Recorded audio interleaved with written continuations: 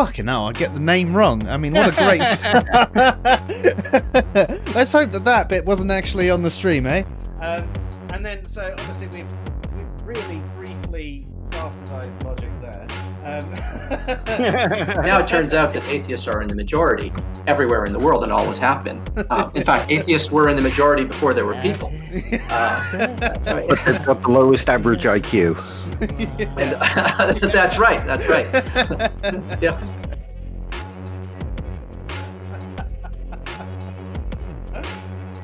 Look at his face. Bye. I like the man on the left and the man on the right.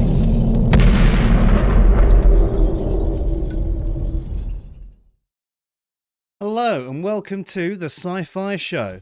I'm Joe. I'm Dave. And tonight we are joined by Kevin. How you doing, mate? Thank you for inviting me, Joe and Dave. Great. Our pleasure. Kevin, tell us a little bit about yourself and what you do. Of course. Well, I'm Kevin. I'm a philosophy student at UQAM University, which stands for University of Quebec and Montreal. I'm in the middle of my bachelor right now, so I'm still learning, of course. But since we're talking about philosophy, you never stop to learn, right? So awesome. And obviously tonight I've got two people who are studying philosophy. Oh, well, Dave, as you know, has just got his master's, and we are going to be discussing the philosophy of science tonight. Now, there are a lot of aspects about the philosophy of science that people know, but don't necessarily know a part of the philosophy of science. The one that springs to mind is something like falsification by the philosopher Karl Popper. Now, Dave, are there any common ones that you think people will know but didn't realise were part of the philosophy of science? Something like conjectures, where, again, that's Popper, where when we work from induction in science, what we generally do is people think that we just make observations and then build that up, but generally we have a purpose to the observations and we make theories based on those observations and gather data and work something out. Cool. And do you think these are the more common ones that people will know about, or are there any others that sort of are really obvious out there that people just don't realize? And they're the main ones I see from skeptics and atheists online. So, what about you, Kevin? Do you think there's any others that people will know of but don't realize they know? I think people are probably more familiar with something that's not always considered philosophy of science, but technically is. I mean the ethical part of philosophy of science, like bioethics and stuff like that. I think people are more familiar with that. Like, is it moral to clone a human being, stuff like that, which is part of philosophy of science, technically speaking. And I think people are somewhat familiar with vague concept of metaphysics, but they don't associate it with philosophy of science. And also very famous philosophers like Descartes, Kant, or Hume, people may have heard of them, but don't associate them with science, even though, like, for example, Descartes wrote everything about science anyway. So... Well, there you go. But that's not the direction that we're going with tonight. We're actually going to be covering off scientific revolutions. Dave, do you want to tell us a little bit about that?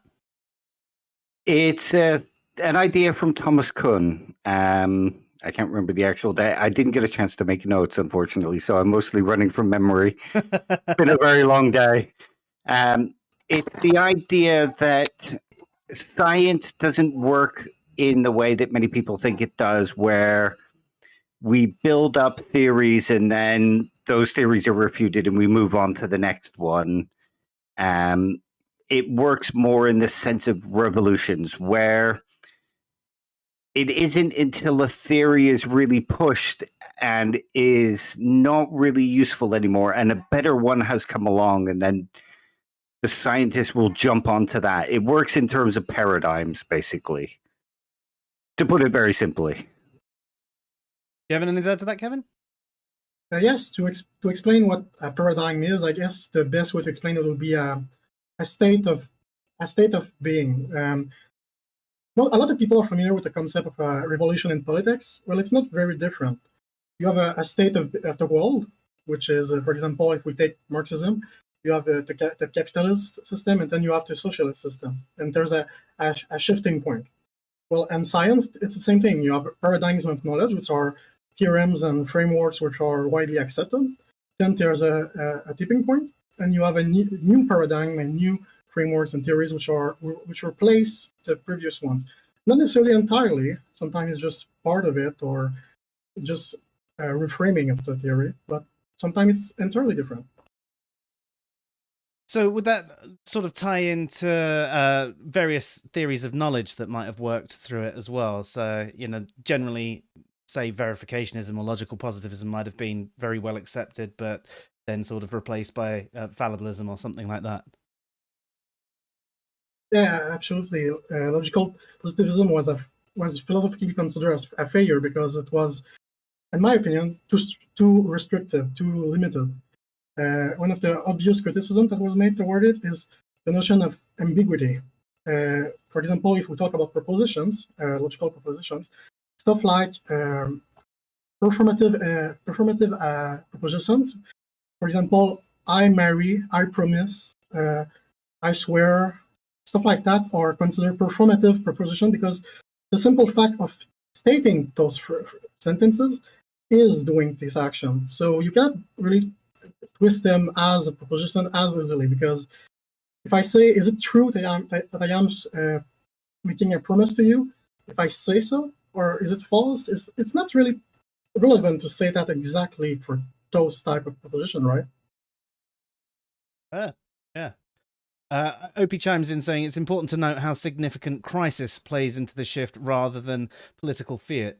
Do you want to explain that one a little bit more?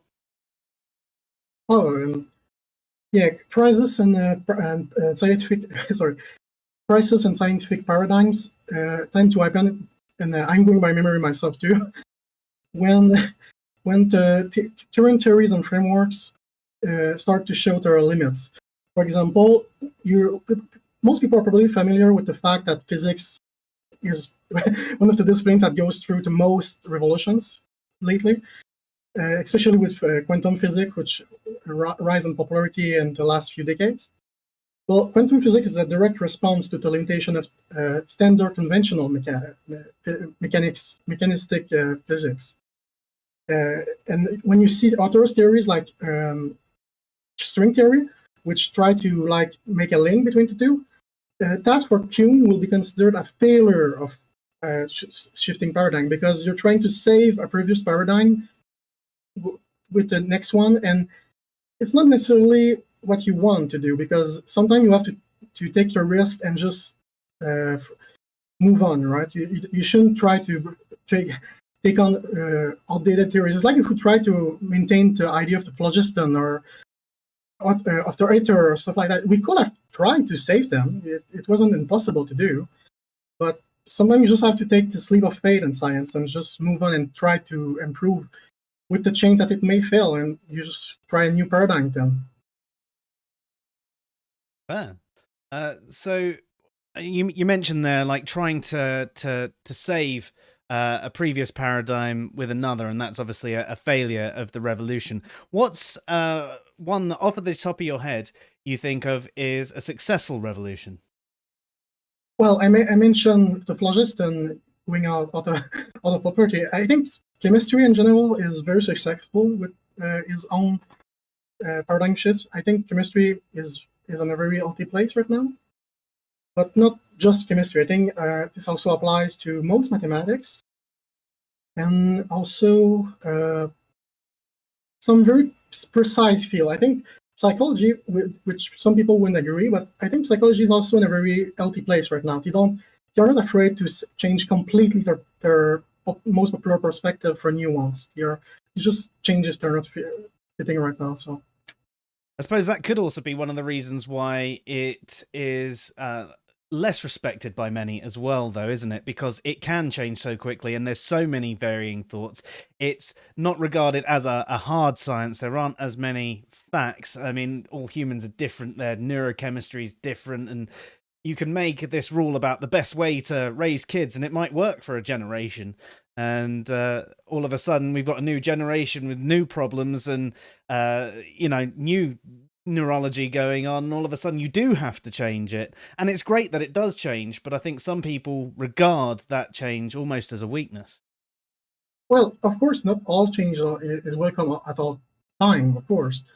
But I think it's kind of ironic that we all know, or I mean, scientists are supposed to know that one of the principles of science is to not be too attached to our theories, that to accept that to make progress, you sometimes have to abandon all the ideas, even if they were very pleasant to your brain, right? Even if you really like them, sometimes it just doesn't work, right?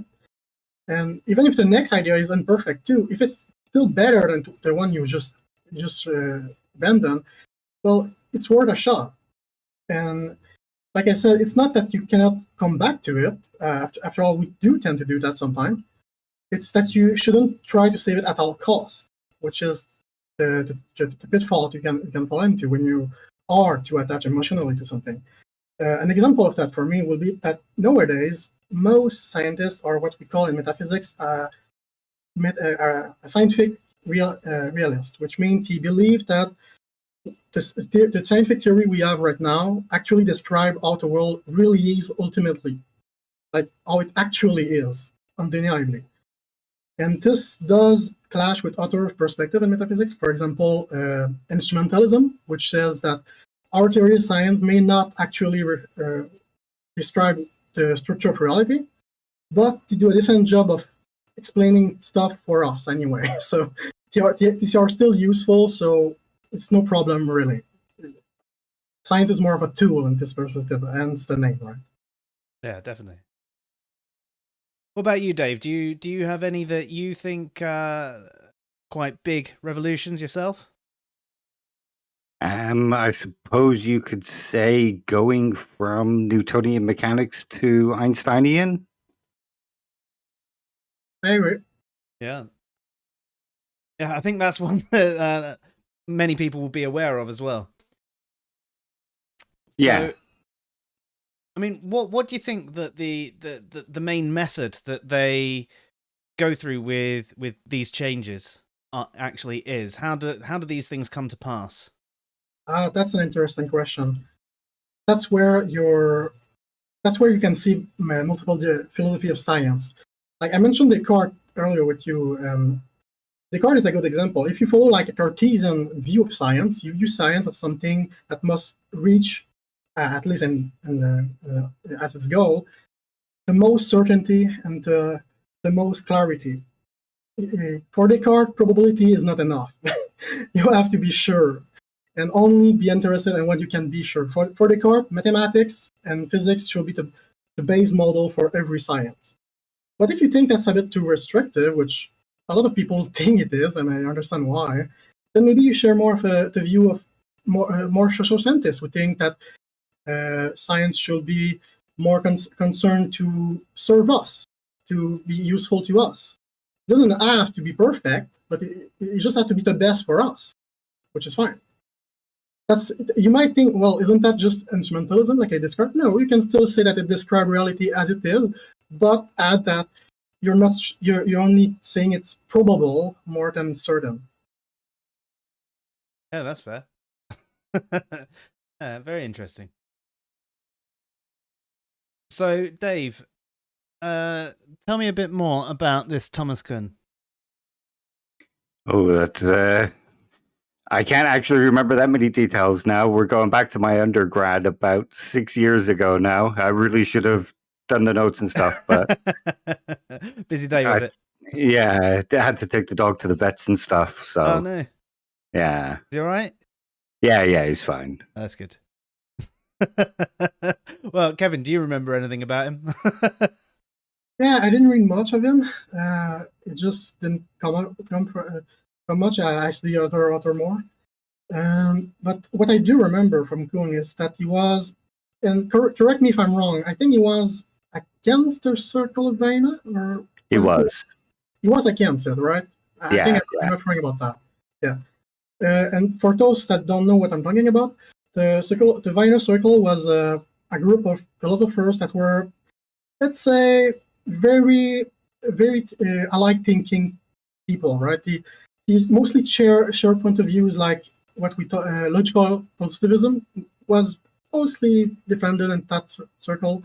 And to again say what is logical positivism, logical positivism is the worldview that, especially philosophy, should limit itself to logic, like true or false statements, propositions, and that the role of philosophy, in their view, is just to linguistically and conceptually accompany the hard sciences. For a logical empiricist, positivist, psychology is not a real science. Like, actually, it is psychology more than any other science. That's very amusing to me.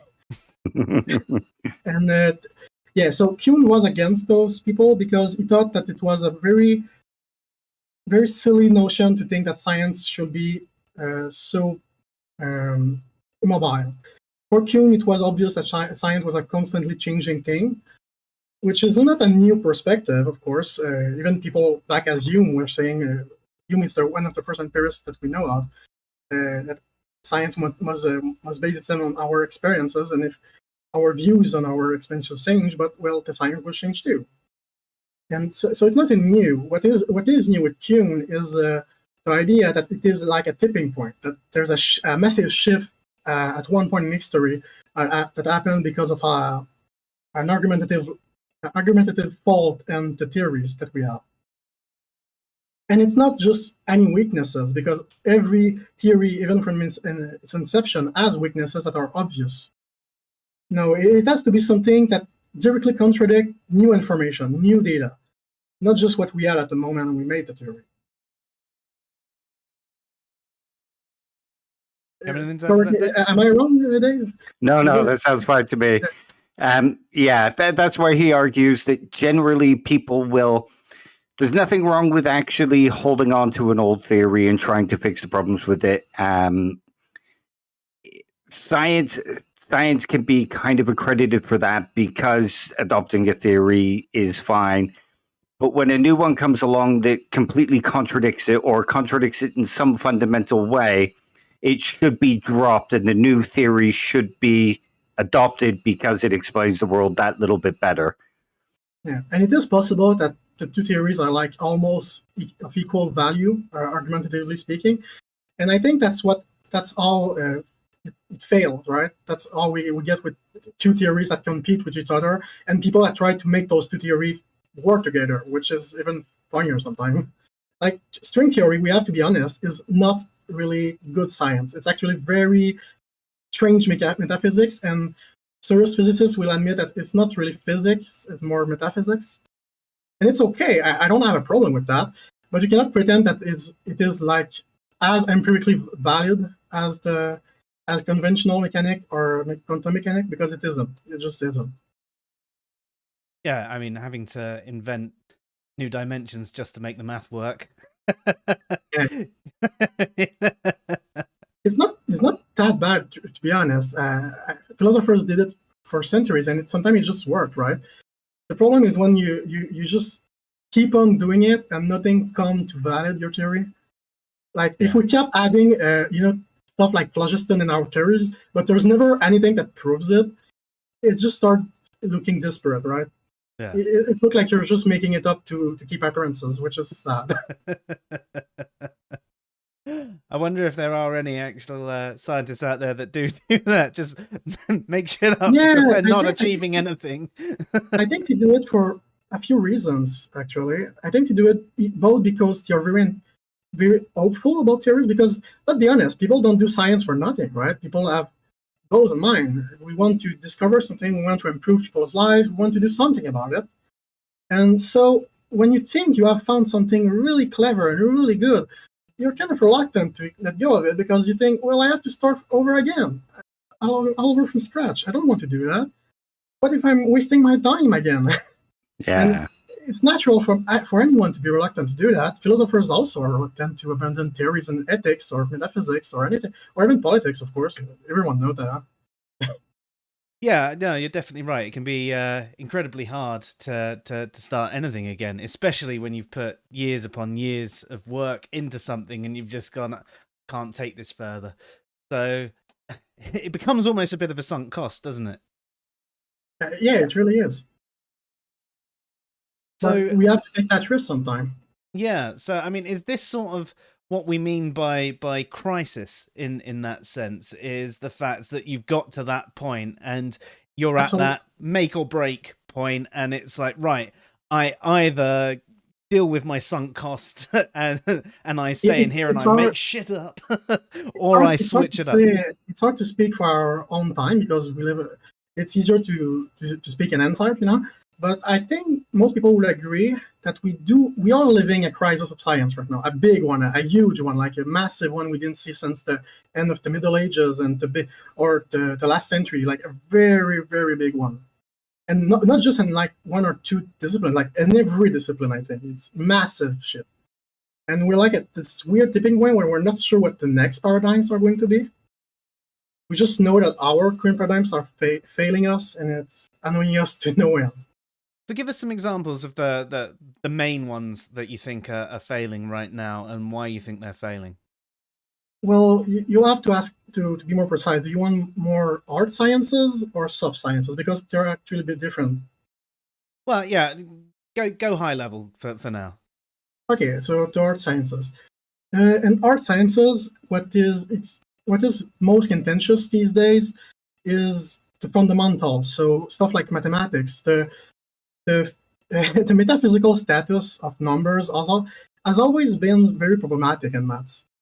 I don't know if you read, Dave, a lot of Frege. No, I haven't. No?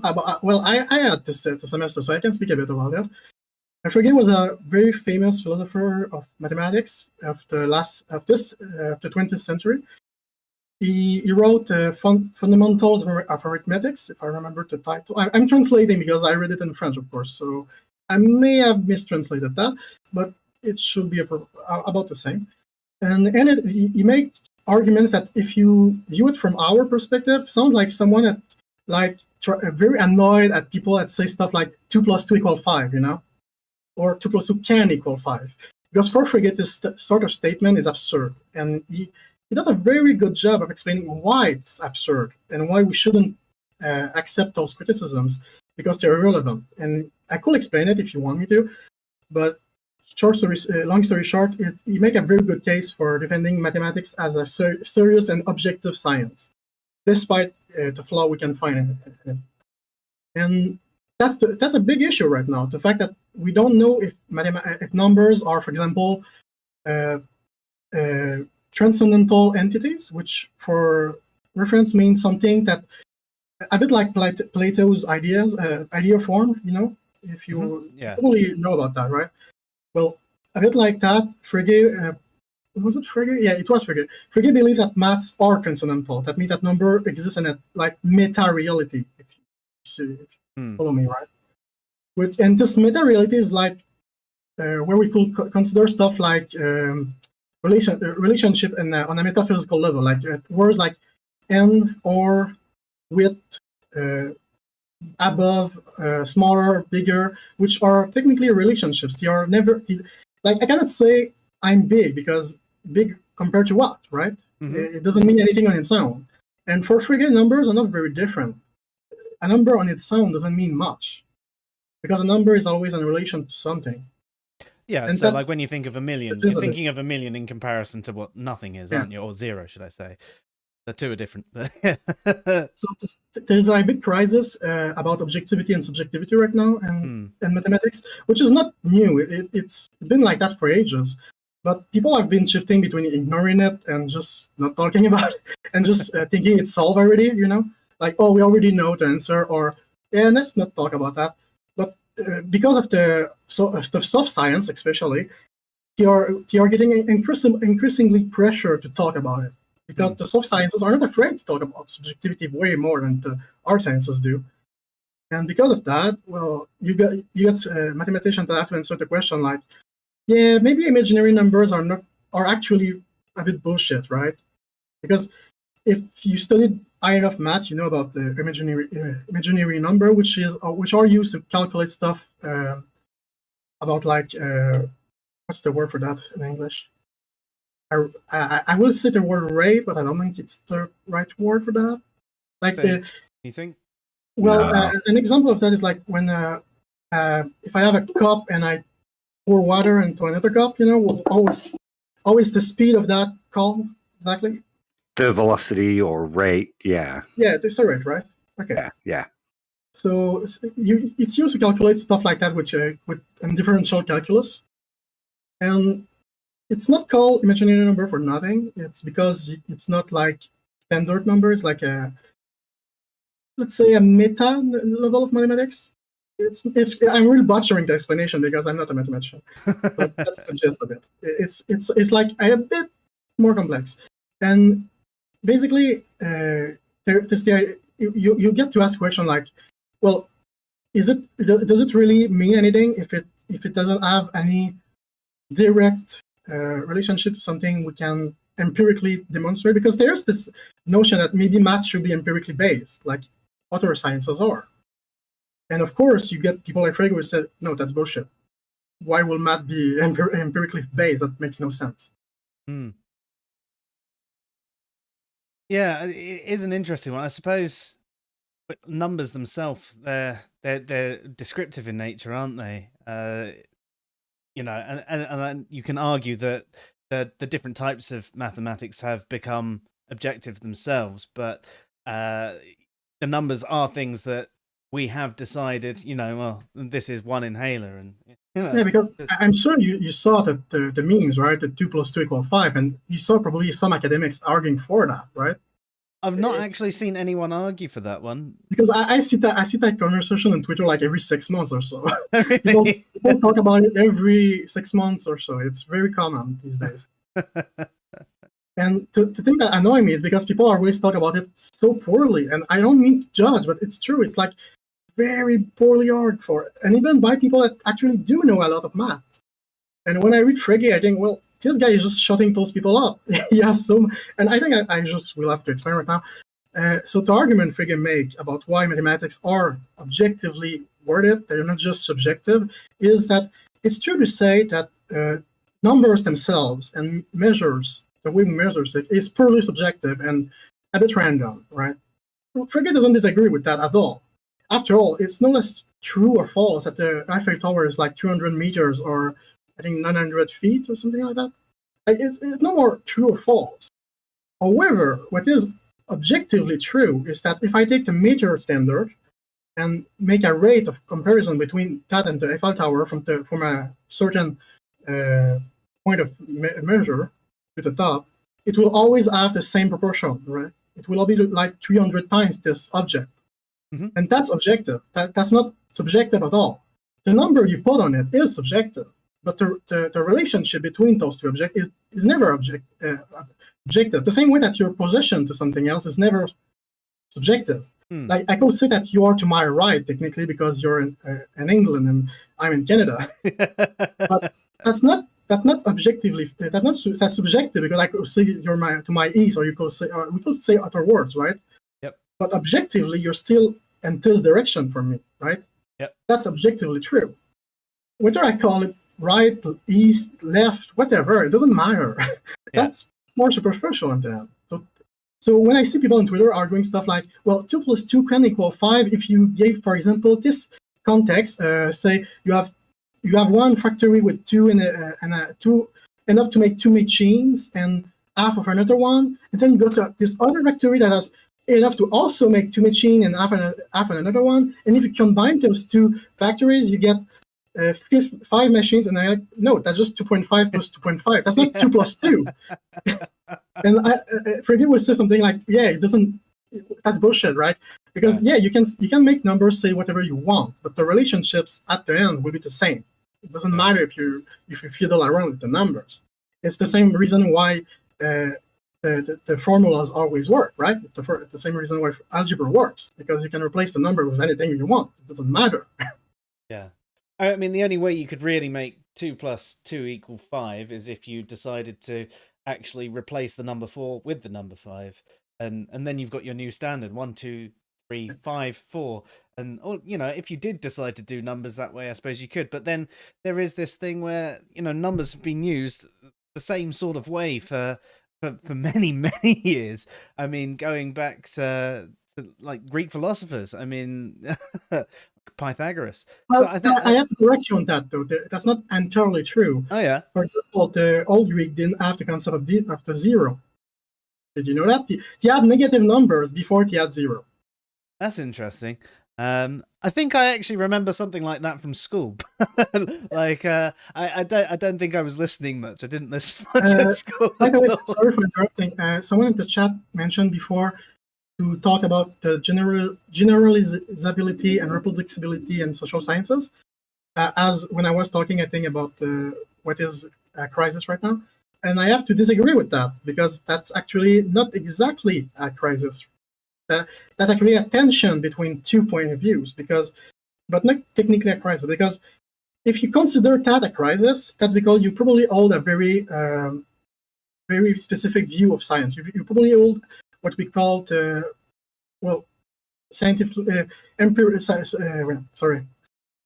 view of science. You believe that science has to follow a certain set of principles, which now we added stuff like generalizability and reproducibility into.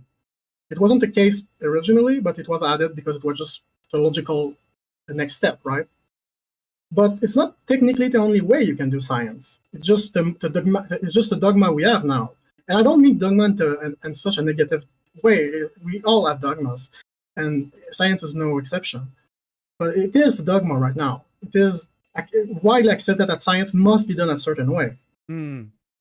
And so to say it's a crisis that those science cannot imitate the harder science is misleading, because not everyone wants the social science to be like the hard science. Hmm. That's a specific point of view. An actual crisis in social science is something like social constructivism.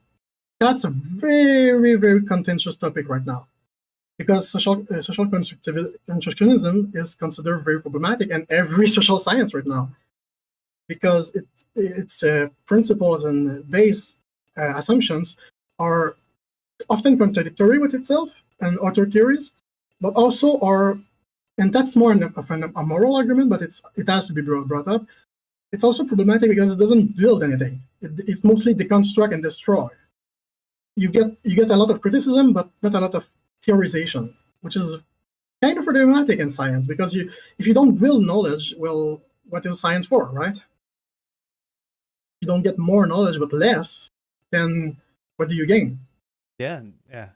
As you said earlier, science is a tool, and that tool is for discovering about the natural world. So how do you think actually this actually ties into people who, well, let's bring up the topic of scientism. You know, you get the people who think that science is the only way we can answer questions about the nature of reality, etc.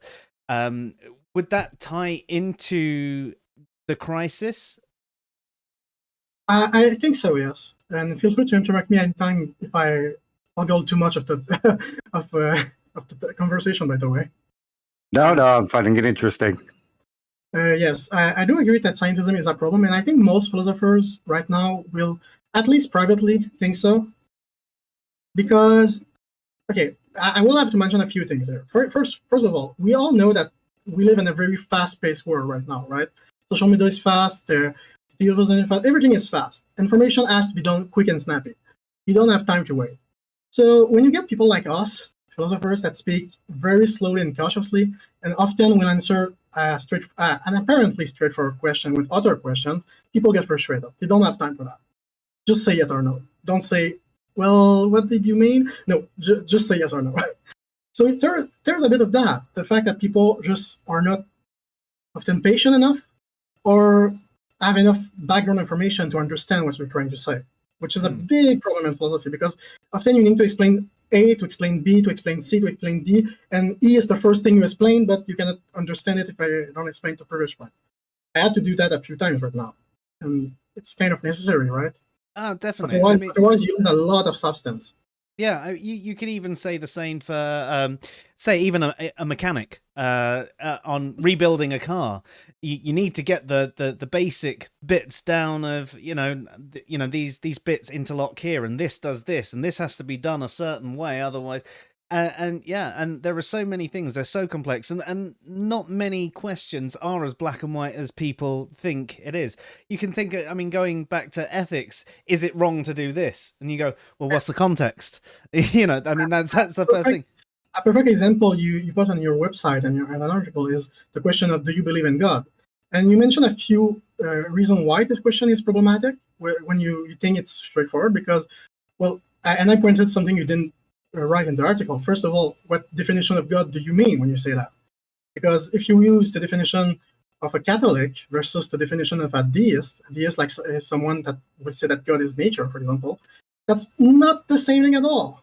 Mm-hmm. And if you mean God like God in general, maybe does that include like any spiritualistic belief like the Native Americans have? Because they don't believe in God per se, but you have religious belief anyway. Does that include that or not? Like, there's that. And then you, as you said in your article, there's the question of, are you talking about a mental state? Are you talking about a belief, a claim? Do you want to talk about the state of the will? Are we talking about God and the will, or just in your beliefs? And all of these little variables mean that the question is not very straightforward at the end. Mm. Like people will just assume what context and what manner the question was asked for and answer and the way they think is appropriate. But technically speaking, this question is very ambiguous, and it's not the only one. No, definitely. I mean, from that one, most people probably consider a classical theistic God, the Abrahamic deity, for example, when that question is posed. But it as you mentioned, it is far more complex than that. There is so much more to everything. If you ask me if I believe in God, I have to say something like, well, I depend on the definition. I think some definitions are so minimalistic that it's hard to be very much opposed to them. Like Spinoza deism is so minimal that it's hard to say, well, you're just describing the universe, and then I cannot say that the universe doesn't exist. That's pantheism, that's isn't it? Definition. Monism, because for Spinoza, everything is God. You're God, I'm God, everything is God. We're just like aspects of God, so to speak. And that if you say that God is everything, that just doesn't leave much place to debate for, right? It's just you agree or you disagree, and it's not very much to think about. Yeah, but I mean, what you disagree there is you disagree with that definition rather than it existing. It's like people who equate energy to being God as well. It's the same sort of thing. You're like, okay, well, energy does exist, and I agree with that. So therefore, in your realm, okay, God exists. I just don't regard energy as God, because I think when we're speaking of God, we're talking about a proper entity with some form of consciousness, etc. So, okay, theism is supposed to imply a relationship to the divine, and this relationship is based on what we call commonly faith. And I don't have faith in God. Well, I say I don't believe in God because I could very well reason God, like other philosophers have done. I don't mind that because I think there is a lot of very convincing argument for God rationally sometimes. The problem is, I know even if I do take them seriously, those arguments, I still don't have faith in God. Which, if you consider the very strict definition of theism as a personal relationship of faith, well, I just don't have that. So I cannot say I believe in God. Because if I did say I did, well, I will betray the definition I know that most people actually use. No, I agree with that. What about you, Dave? What am I talking about? We've gone a little bit off topic. Dave, rein us in. Get us back on track. That's a crisis.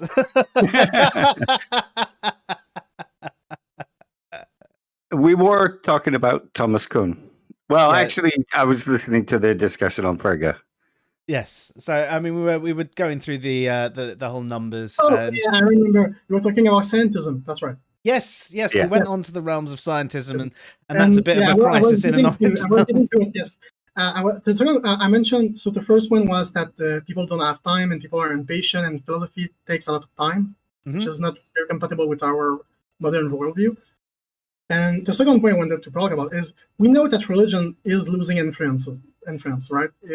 It's not as relevant as it used to be. even if it still is in a lot of part of the world, and most first world countries, it's losing its strength, right? We all know that. And what technically take the place of religion and the mind of the people when it comes to authority on the state of the world, well, it's pretty obvious, right? Science. And it's not necessarily a bad thing. The same way I don't think that being religious is bad per se. What is bad is when you do the same mistake that some religious people do and go into fanaticism and zealotry, and you think that there is no possible way you're mistaken, or that you cannot tolerate the very possibility that someone disagrees. That's the problem, right? Yeah. Like, nobody cares about Catholics in Quebec because you don't make a fuss. You care about Catholics that, well, I don't know if there are any right now, but like Catholics that bomb Planned Parenthood in the US, right? Yeah. You care about those people because they are getting in the way of civil society. So I think scientism is kind of the modern replacement of science, of religion. And it's not I'm not inventing anything, because a lot of philosophers actually predicted that. If you take Nietzsche, for example, when he says in his Genealogy of Morals, I'm afraid that we'll never get rid of God because we still believe in grammar. It was a subtle nod to the idea that we still will construct things to adore and venerate. We'll never stop doing that. And that's unfortunate for him, because he thought it was problematic. Yeah, I suppose that's sort of the way society generally works. We always look to some sort of leader, and we always look at something up the chain. And if you remove the top of the chain, which is God, you replace it with something else. And as you say, that is for a lot of people science, and there are a lot of people that almost treat science as a religion, which is what is sort of meant by scientism. Now, scientism can also be used as a bit of an insult. It's dismissive by some people. So you often have anti-vaxxers, for example. Anyone who tries to provide them with a scientific study, they'll go, oh, that's scientism, that's scientism. And that's not necessarily the case. Yes, if you consider everything science does to be perfect, and it's the best way to, and in fact the only way to be able to analyze anything, and you don't even look at the flaws in science and things like peer review that can happen, which ironically a flaw with peer review is what led to Andrew Wakefield's study and the big rise in anti-vaxxers in the first place. So be aware that there are flaws in science, and you'll probably avoid scientism. Yeah, and it's very obvious for philosophers, because philosophers are probably the people that nowadays are the most strongly critical of science, but not because they are anti-science, just because it's our job, especially epistemologists and metaphysicists, to be critical of science. A simple example from history books is feminist epistemologists, which argue very strongly, and now it's taken as obvious, but at the time it wasn't, that there was a strong biases in both the methodology and the hypothesis we made and the conclusion we made of those experiments, that discredited or generalized behaviors, for example, of animals, based solely on observation of the males. The example he gave in my and a few texts I read was when we observed gorillas, a lot of scientists made hypotheses about the males, and they just generalized the observation when they just observe males on females. They just presume something without ever observing it, which is not very empirical for a scientist, right? But he didn't see it as a problem because it was just he just never thought about it. Another good example in philosophy is did you know about Carol Gilligan? I don't, but do you, Dave? No. Carol Gilligan was a research assistant for Lawrence Krauss, which was a psychologist. He was a researcher in psychology, and he wanted to research something that he called the stage of moral development.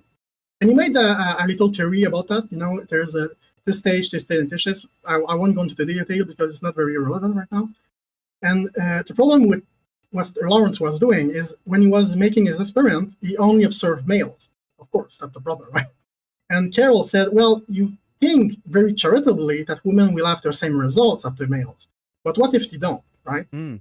So she did the experiment again, but only with women to balance the things out. But what happened was very embarrassing for her, and she didn't like it. She got results that suggested that women were actually developing morally slower and not as highly as men, which she thought was absurd. She thought, that cannot be it, right? And then we get something that some people consider noble and some people consider terrible science. And it depends on how you decide to judge it, but it is what it is. Kerrigan decided that, no, maybe it's just my teacher theory was wrong from the start. And that's why we got biased result. I think he was wrong to make a universal system of moral development. And actually, it's because he put more value on certain ideas of morals and those ideas of moral that he value more are associated with males. And the idea of moral that he put lower on his scale were associated with women. And so she said, we just have to value those of women more and realize that there is no right or wrong answer about how valuable each one is. They just are relevant in different scenarios. And so she made what we call the ethics of care, which is like a feminist ethics, so to speak. And those examples, which I use feminism because it's very easy to understand, may seem obvious to us right now, but they were very, very, very confusing for the scientists at the time. They just didn't understand that. And the point he made, those researchers, is you have to understand that even if we're not talking about sexism or misogyny or whatever, it is the case for everything, even something very subtle. It doesn't have to be about race or gender or homosexuality. It can be literally something subtle, like what we consider honorable or something like that. It can be. Those feminist epistemologists have argued, for example, well, why do we keep trying to be objective in science if we know that it's just a chimera? We'll never get to that point. We'll never really be objective. And if we keep deluding ourselves and trying to be, we'll just fail and fail again. Maybe we should embrace the fact that we're never going to be truly objective and accept that we will have politicized science and thus be aware of our own biases from the start. Much more readily so than if we try to isolate every biases and just miss some, right? Yeah. Of course, that perspective is very controversial because a lot of people will say that's terrible. You get science that's so subjective, then isn't that problematic? And yeah, that's a whole debate, right? But that's a good example of how epistemologists can make big, big change in science if you listen to them. Yeah. Well, I mean, with that.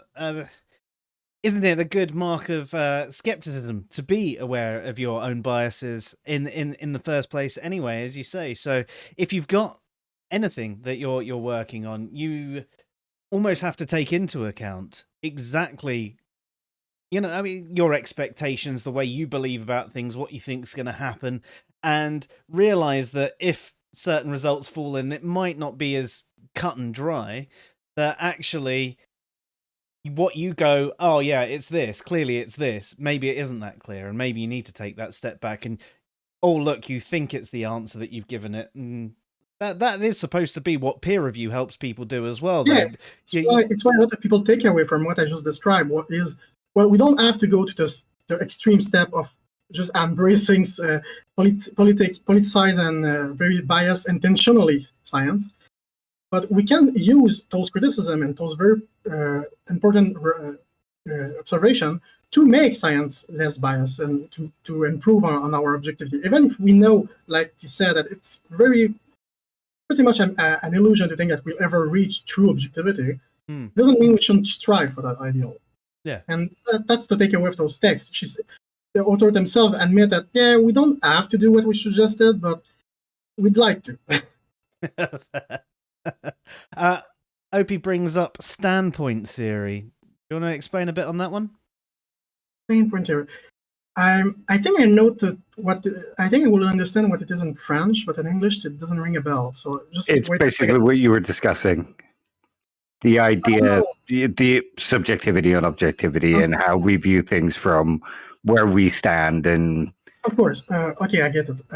Yeah, I think the best way to explain it is that it's related to what we call phenomenology, which is also a very contentious topic in philosophy, and people don't recognize it as relevant in science because we are so ideologically right now on the opposite scale side. I mean, and phenomenology is the the study of the phenomenon, and that's probably didn't say anything, but a phenomenon, phenomenal, not phenomenon, sorry, phenomenal experience. Phenomenon is something like, it's rain. That's a phenomenon. You can observe it, you can measure it, you can have an experience of it that can be shared with other people in some way. Hmm. What can be shared is something like the melancholy you feel when you look at rain, the flavor of chocolate when you eat chocolate, what memories it triggers, what it reminds you of, what you associate with it. That's something personal, right? You cannot share that. And that's something you can find as back at ancient Greece, but also in Descartes, for example, when he said that, yeah, even if we could open your brain, which wasn't something we did much at the time, we could probably find physical evidence of you being enjoying chocolate, but we cannot describe what you're feeling. We can just say that you're feeling something, but we cannot know how you're feeling it. We actually had a few streams recently on thought experiments, and we covered this a little bit, like Mary's room and her experiencing color for the first time, and her having learned a new fact, her personal experience of what color is, and then going into the fact that even if someone else experienced it for the first time, it would be their experience of the first time. And even if you could take her experience out of her brain and put it into yours, it would be your interpretation of her experience. You'd never really know what it was like for her to experience this for the first time. Does that sort of tie into what you're saying? Yeah, absolutely. That's the type of topic that fascinates phenomenologists. That's what they study. That's what they focus about. Usually, phenomenologists take a lot from Kant, because Kant is the man we associate with the idea that maybe we'll never know the true nature of things. Maybe we'll never know the objective reality as it is, because our own existence is trapped in a prison of subjectivity forever. And as such, someone like Kant cannot pronounce, is the world only pure ideas, like Berkeley said, or other people, or is it purely material and there is no such thing as a soul, like someone like a radical materialist will say. And Kant is someone that say, well, we never know. And I think that's how we have to accept it. Yeah. And then phenomenologists are people that say, well, what about that phenomenal experience that isn't phenomenon? Phenomenon is the objective, true, ultimate reality, right? All right. What is that? What is the fact of life, of experimenting something that cannot be shared, something that is somehow unique to living, right? It's not something like my toaster can have, right? It's something only people can have, and animals maybe. We don't know that for sure. Like, that's something that phenomenologists study, and they tend to make very unique theories and very innovative theories, which are not necessarily, like, you're probably thinking of something more akin to social constructivism, which I mentioned before. It's not necessarily that too. It can be something very like objective and very anchored in reality. Like Russell is someone that was pretty much a logical positivist of his own. Not really, but he was very logical. And he is like prime phenomenologist. And Hegel is another example. He wrote the phenomenology of the mind, and Hegel was an idealist. So it's not set in stone which side of like your scientific and metaphysical perspective you take phenomenology, but it is controversial because it kind of says stuff like, well, you cannot have a science of everything because those things cannot be shared. But what if you could? What if you could make some sort of science of the live experiences? And that's like the very original part, because they're trying to do something that doesn't seem possible, and they admit it, right? It shouldn't be possible to make a science of what the taste of chocolate is for me. Yet that's what they try.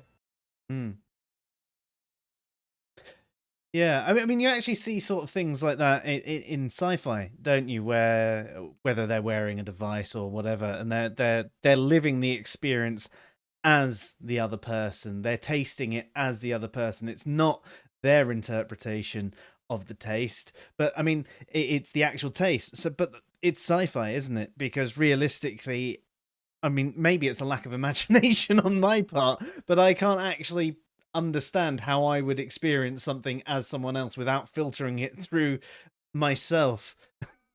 It would all be me. what's really interesting about such, like, I would say something like fringe science like that, is that the main objection to it are not just epistemology.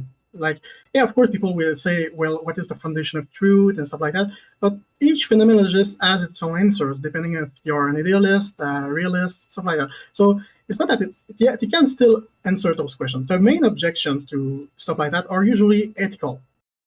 Stuff like, well, if you base any kind of science on personal and unempirically shareable experiences, well, can you really call that science? Because science is supposed to be, as a reminder, public knowledge, something that can be shared. If it cannot be shared, well, can you really call that a knowledge? Can you really call that science? Because knowledge is, as we describe it usually in philosophy, justified true belief. And yeah, of course, I have a justified true belief that chocolate tastes like that for me, right? Of course I have. But at the same time, even if I do know that chocolate tastes like that for me, I cannot make a science of it, because you cannot know that. Even if I tell you, of course, I could be lying. And anyway, you cannot. Even if I describe it, it's not the same thing. It's not the same.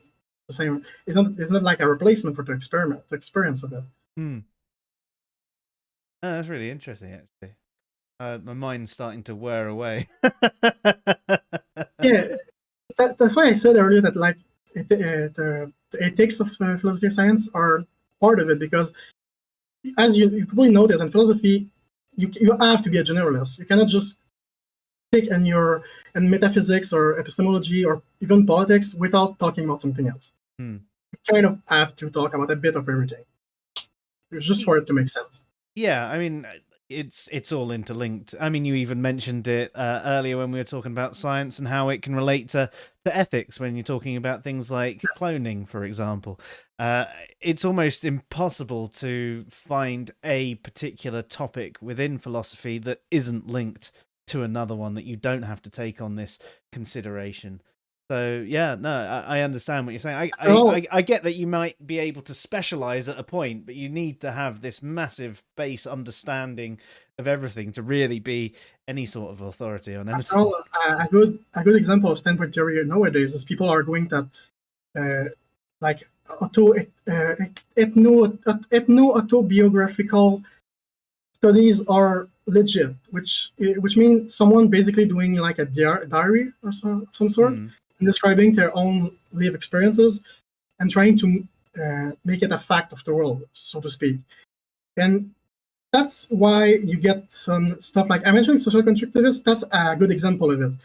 Standpoint theory is very popular in social constructivism because they believe that most things are social construct, which are made of the relationship between people, but like very general. They don't view it necessarily as between individuals, but more like just generally between people. With institution too and stuff like that. So you get stuff like queer theories that are contradictory with each other, which in itself is not problematic. Like and every aspect of philosophy, there are ideas that do not go together, which is fine. The problem is when you try to make those ideas live together without any glue, without anything to hold those together. Like you cannot say, for example, which is something that annoys me, but it's what some people say, that you can choose your gender identity or your sexual orientation, but it's also something that is deeply felt in your mind and your soul, and thus you didn't choose it. It's kind of contradictory to say that. Or another example is to say that you can have an infinite choice. The very concept of an infinite choice makes no sense. A choice by definition is discriminatory. You have to limit yourself. You have to put some restriction on it. Like, for example, when you love something, it's because you're putting it on a different category from stuff you are indifferent about. It is discriminatory in nature to love something. And so to make a choice is not very different. Yes, sorry, I just not noticed the message from OP. Have yourself a good one, dude. He says he's enjoyed listening, but he's got to go. It was a pleasure. Thank you, OP. Always great to see you. Hopefully... he's a paleontologist, I think. So he does a lot. Oh, really? So it'd be really interesting to get him on to do a follow-up philosophy of science stream as well with the things that he's got going in there. Yeah, fantastic. Sorry. While I'm talking about queer theories and stuff, I have to precise that I have no problem with people saying that their personal lived experiences is something that to me sounds contradictory. I have no problem with that because, like, for example, if someone say that he believes that God is both immortal, is mortal and eternal, which doesn't make sense. Well, it doesn't matter for me. Ultimately, it's their own belief, right? And it's their own experience. It's fine. What I would have a problem with if it's someone in theology claim that, because you're making a claim. You're trying to say that it is somewhat objectively the case. The same can be said about queer theorists. If you're trying to say that this is the lived experiences of people going to this type of experience, well, you're going to get A, people that say that it isn't the case for them, and B, people that say it doesn't make sense because those are contradictory experiences. At least superficially, they look contradictory. Like, you can probably make them work with a lot of reflection, but I mean, superficially, it doesn't look like it. It's like when I mentioned string theory that make the link between conventional and quantum mechanics, right? Like, yeah, that is a way to make those fit somewhat together, but you have to make the work for that to work. You have to really think about it. And if you don't do 10 that, dimensions. just sound silly. If you don't do that, you just sound like you're imposing your views and not trying to justify them. Like, imagine if someone said, "Oh, yeah, it does look contradictory, but I don't have to explain why it fits, why it's fine." Like, yeah, just work like that. You see a lot of conversations like that going on the internet, don't you? Yeah, the rocks are atheists are many of that. That was a fun one. It's amazing. That one seems to pop up every stream, doesn't it? Well, it is so silly. Like, for any philosophers, even someone like me, which is just a student, it's just absurdly stupid. I'm sorry, I have to say it's stupid. It's just dumb. It doesn't even take much reflection to know that it doesn't make sense to say that. No, it doesn't. But my frustration for some areas like of queer theory is the same kind of frustration. I don't mind that you have X or Y theories. I have a problem when you're trying to mix them together and don't go together. Like, pick one, not both. Yeah, or if you can actually go, well, actually, I'll take a part of this one and get rid of the rest and build a new theory with the foundation of that. That could work, but the contrary bits need to be just completely thrown out. Yeah, and we see that in art sciences too, but most people have a harder time noticing it because it does take some degree of expertise to notice, I think. Same way, like, it's hard for many people to notice contradiction in very complex philosophical work, even if for someone that study it or someone which has a master in it, like Dave has, because it takes a lot of subtlety, rereadings, comments by your peers to just notice there's a problem sometimes. You can feel sometimes that there is a problem, but you cannot explain it. Or sometimes there is no problem, but you feel there is one, and you try to understand why there is no problem. Which is like the reverse issue. I had that problem myself when I was reading utilitarianism, because I thought, wait a minute, you say you want what make most people happy, and you think that virtue is desirable and should be encouraged, but you also say it's okay for people to be egotistical and selfish and superficial as long as you can push them into doing something good anyway. And it made no sense for me at first, but I understood what he meant later, because it's like implied that people, if they just act good, well, it is at least they're doing something good, first of all. And of course, it'd be better if they wanted to do it, but if they start doing something good, maybe they will develop the habit of acting good. And thus, maybe virtue can be earned, can be learned. So he said, you shouldn't be too harsh on people that do things because there's want money or because they want fame, because maybe they'll do it at first for those reasons, but will start to enjoy being a good person and just do it because they want to do good. Yeah. But I'm getting sidetracked again. So it's all good. I mean, I quite like it when conversations go into ethics. Anyway, it's definitely a subject I'm a bit more grounded in, and have a bit more knowledge on. I'm still not up to the standard of either of you, I'm sure, but I at least have more of an understanding. And it's like, oh, I know what you're talking about. Hooray! So philosophy is mostly making simple observations and then running with it, right? You take something so obviously unaccounted for, something that people don't even think about, and then you just take everything you can think about of that statement or observation, and people are like, wait, I never realized that this little thing adds so much potential. And the reverse is true. You can take something that looks very complicated and then break it down in something much more digestible.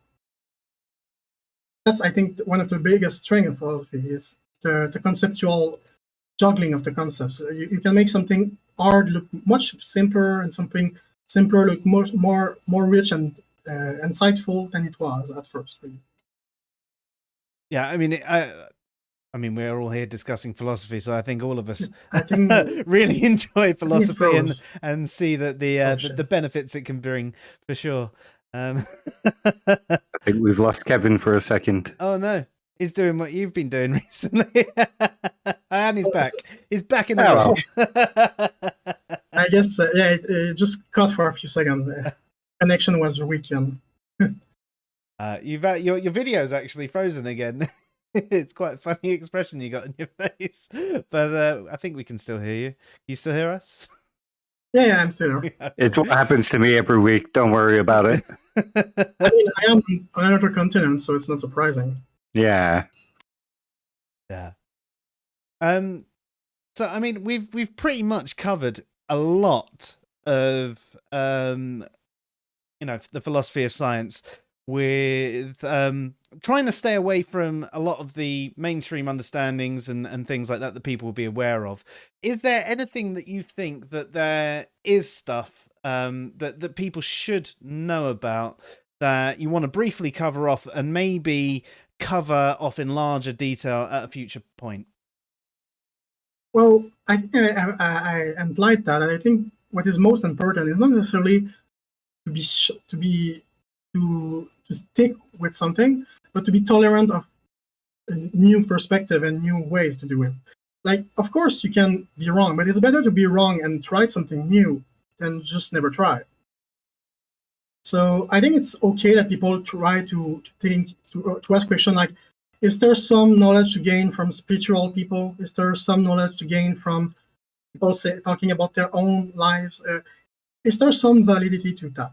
Is there some good knowledge we can get out of that, some good public scientific knowledge out of that? And also the other point is, even though I love empiricism as much as any other philosopher, I think that people sometimes forget that it's not the only way to make statements about the world. It's not the only way to have knowledge. Like, people forget simple stuff like just logic. Like, people think that logic is stuff like, don't make fallacy to strawman fallacy, which is, by the way, an informal fallacy. It's not a formal fallacy. Those are very different, but people don't know the difference about that. Like, people don't know that an affirmation of the consequent, that's the name of an actual formal fallacy. But something like a red herring is an informal fallacy. It's not actually a logical fallacy. It's not illogical per se. A lot of the fallacies that people think are illogical are just non-convincing or insufficient based on a more empirist perspective. But they're not illogical per se. Often they're actually perfectly logical. They're just not valid or convincing to us, which is not the same. Yeah, that's a fair point. I mean, even going back to the logic statement that you just made, I think there are a lot of people who don't even understand the basics of logic, and they think that they're a logical and rational person, and they don't really understand the basics of logic, and they don't even know what rationality is. The first thing you learn, and you learn it the hard way, and a logic introduction to logic, is every bit of logic is based at its core, at like very fundamentally, on some part of irrationality. It's unavoidable. My teacher, maybe the name will be familiar for if someone knows about logic, Serge Robert, is a very famous logician internationally. He led the International Convention of Logicists last year. So he's very renowned in his field, and it's one of the first things he taught us, that there is irrationality, and even in logic, even in the most purest form of it, like even like it's kind of like maths. Like I think they've agreed with me that it looked a bit like math when you do formal logic, right? Yeah. And even something so distilled and so pure of pure rationality still has an element of irrationality, and it's important to remember that there is still a bit of faith. And I know people hate to hear that word, but faith doesn't have to mean religious faith.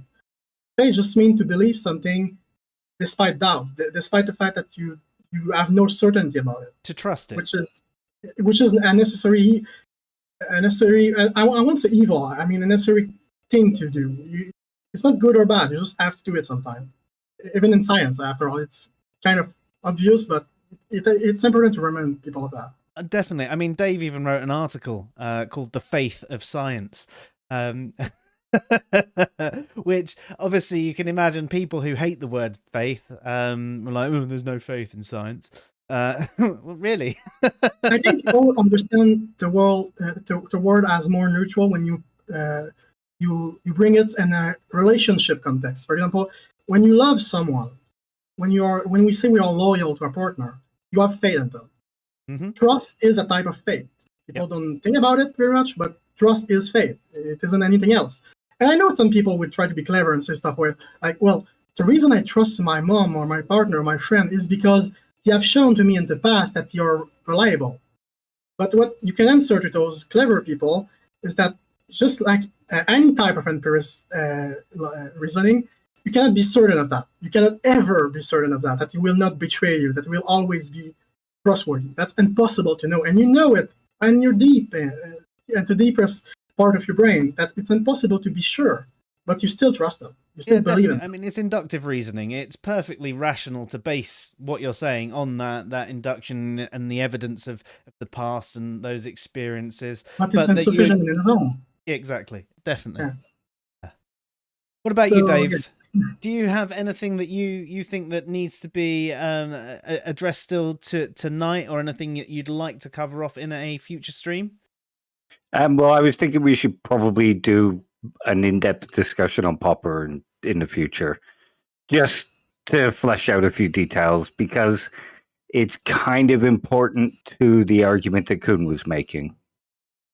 That sounds good to me. Well, perhaps we can reconvene in a week or two and actually have a more in-depth discussion about Popper then.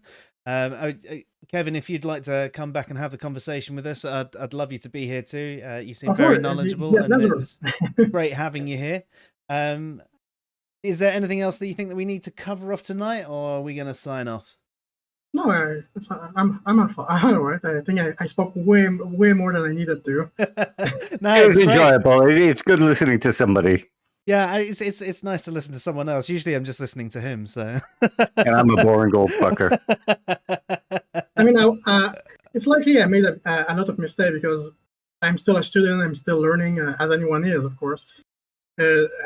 I think it's like the curse of being a philosopher. You're never really confident about stuff like that. You're always like second guessing yourself. Imposter theory. Yeah, I think that's a safer place to be in anyway. The whole time you've got some form of doubt about your own knowledge, your own experience, and you're always looking for someone else to go, did I say that right? Was that right? Have I understood that correctly? Did I say it right? And I think I've been also very open about my own biases. I mean, I have been clear that I have biases. Like, I'm not a big fan of social constructivism and stuff like that, and I think it's very obvious because I was a bit harsher on those theories. One of my old tutors was really harsh on functionalism, and he admitted that was his bias.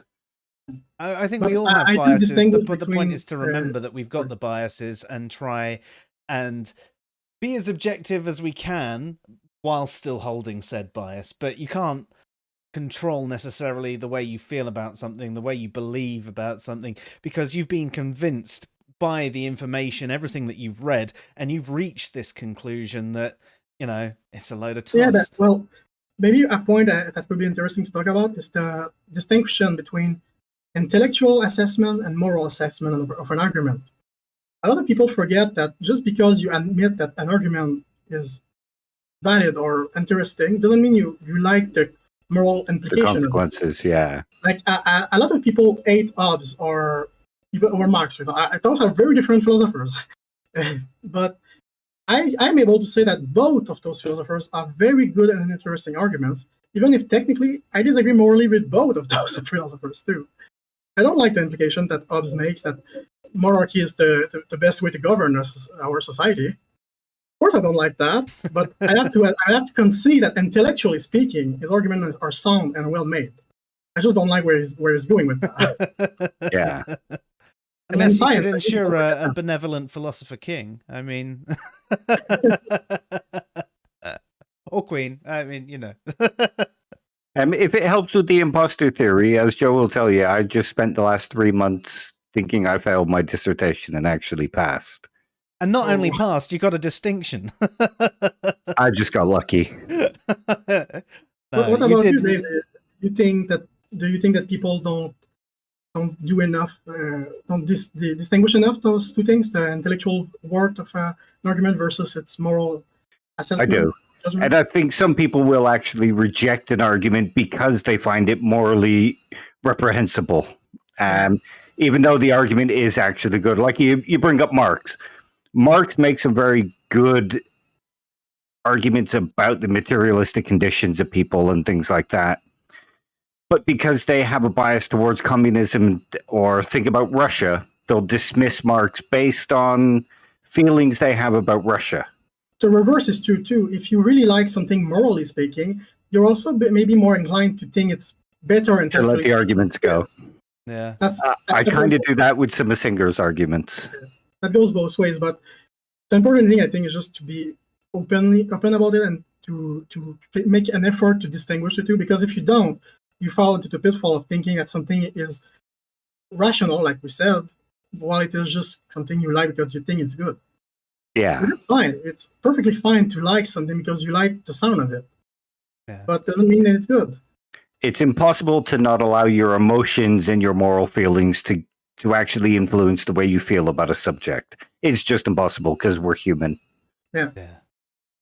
It's similar to what you're saying as well. Some people will go, because an argument is not sound, it's not valid. And you're like, well, look, or even if you can't prove it to be sound, it could actually be sound, but we can't test it in any particular way. So therefore, it's not valid. And again, there is a difference between something being logically valid and logically sound. And then you got people who are terrible in both aspects. Like, we'll give an example. Cyrus is someone that is both terrible arguing intellectually for his moral philosophy, and terrible morally speaking too, because his moral arguments are basically non-existent. Yeah. I mean, to come at it from a different angle, you also get something like people put extra stuff on top of what the words mean, not just the definition, but they'll see other things in it. Think of atheists with something like the term belief. They reject the term belief not based on what it actually means, but based on the intonations that it gets from religious belief. So I don't believe anything because belief is just thinking something is true without any evidence. It has a bad connotation in their mind, so they don't like to think about it positively. Exactly. And I think it plays a big part in just anything we do because, like I said, we're human. Yep. Damn it. Well, as we say, the word for passion means to be subjected to an action that isn't from our own. From the intellect. The passion, or just the reverse of the action, is something that you have no control over, and you can maybe influence them to your own reflections, but ultimately you're always victim of your own passions. Yeah. And and like desires and things like that, like Hume said.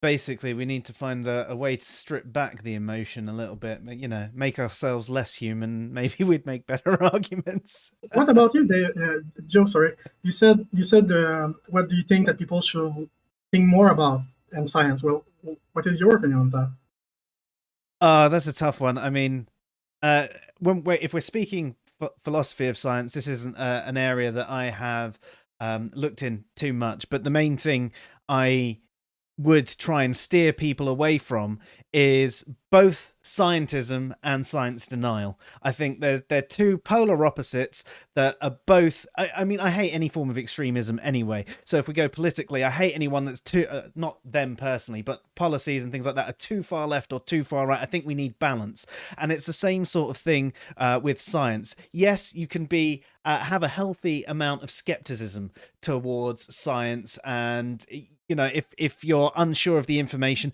I mean, but play Huxley's epistemic principle of agnosticism. You know, if there's not enough information there, be unsure about it, be uncertain about it, do more investigation. Brilliant. But at the same time, don't go overboard and just stop making any decision at all. Yeah, exactly. Again, that would be another form of extremism, wouldn't it? You'd be. They say it's actually a triangle of extremism. You can be two in the middle and two like, oh, I just don't know.